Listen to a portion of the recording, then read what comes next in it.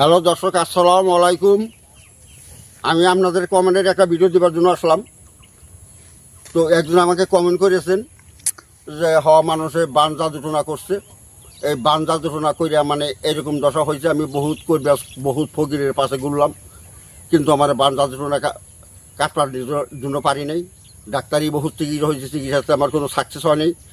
তো এখন আপনার কাছে অনুরোধ করলাম, যদি কোনো প্রকারে আমার এই গাছগাছালার দ্বারা এই বান জাদুটনাটা কাটা যায়। আমার এইরকম দশা হয়েছে যে উঠতে নাটি,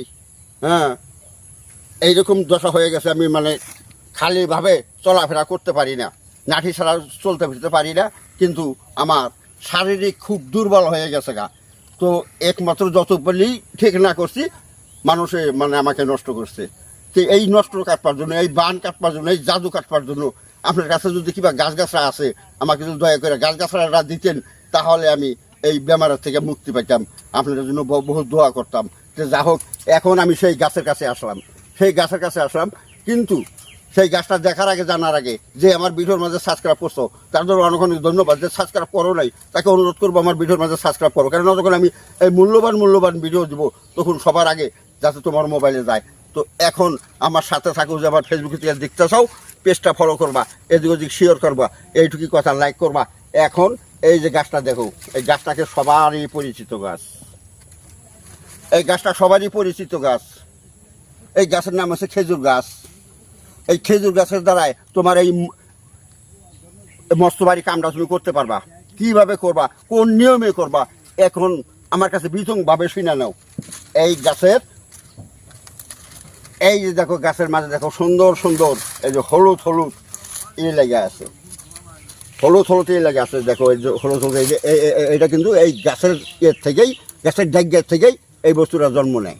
এই দেখো, এই দিকে এই বস্তুর দ্বারা তুমি বান জাদুটোনা কুপুরি কালাম তুমি কাটতে পারবা। কিভাবে কাটবা, এখন আমার কথাটা শুনো। কিভাবে কাটবা এই বান জাদুটোনা, এখন এই কথাটা আমার শুনে রাখো। এই যে বস্তুটা উঠাইলা, এই বস্তুটা উঠানোর নিয়ম হলো শনিবার মঙ্গলবার করে এই বস্তুটা উঠাবা। উঠাইয়া যে করতেছ, আমার বান জাদুটোনা হয়েছে, যে বান জাদুটোনা করছে, ওইভাবে আমি পড়ে রয়েছি। আমি কিন্তু বিছানা থেকে উঠতে পারি না, এইরকম দশা আমার হয়েছে। তো এখন তাহলে এই বান জাদুটোনা কাইটা কীভাবে আমি ভালো হবো, সেই লাইনটাই আমাকে বুঝাও। সেই লাইনটা এখন আমি ভালোভাবে বুঝাইতেছি। তুমি কী করবা, এরকম করে গাছ উঠাবা। গাছ উঠে কী করবা, নদীর পাড়ে যাবা, বাড়ি থেকে নতুন একটা পাত্র নিবা।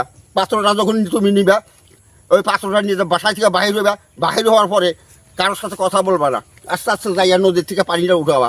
পানিটা উঠে কী করো, ওই পানি, ওই পানির মাঝে এই বস্তুটা 3টা চুপকানি দাও। এই বস্তুটা 3টা চুপকানি দাও। 3টা চুপকানি দিয়ে কী করবা, ওই পানিটা তুমি নিজে খাও, নিজের শরীর দাও, বাড়িতে ছিটা দাও।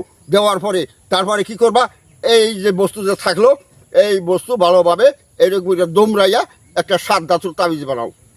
তাবিজ বানায় কী করো, এই তাবিজের মাঝে এই বস্তুটা দিয়ে তোমার সাথে রাখো। তোমার শরীরটা স্টিল মতো বন্ধ থাকলো, তোমার বান জাদুটোনা কুফুরি কালাম যত কিছু খাটাইকো, আর তোমাকে জাদুটোনা করতে পারবো না।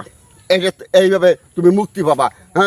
কিন্তু একটা কথা, তুমি অপরকেও নষ্ট করতে পারবা, কিন্তু সেই কথাটা এই গাছের কাটার দ্বারাই করা যায়। কিন্তু সেই বস্তুটা আমি কাউকে বুঝাই না, কৃষণকে বুঝাই না, কারণ আমি করবেস হয়েছি মানুষের ভালোর জন্য, খারাপ করি না।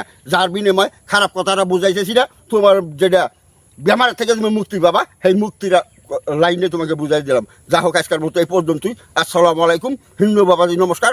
অন্যান্য জাতি আছো, আন্তরিক ধন্যবাদ।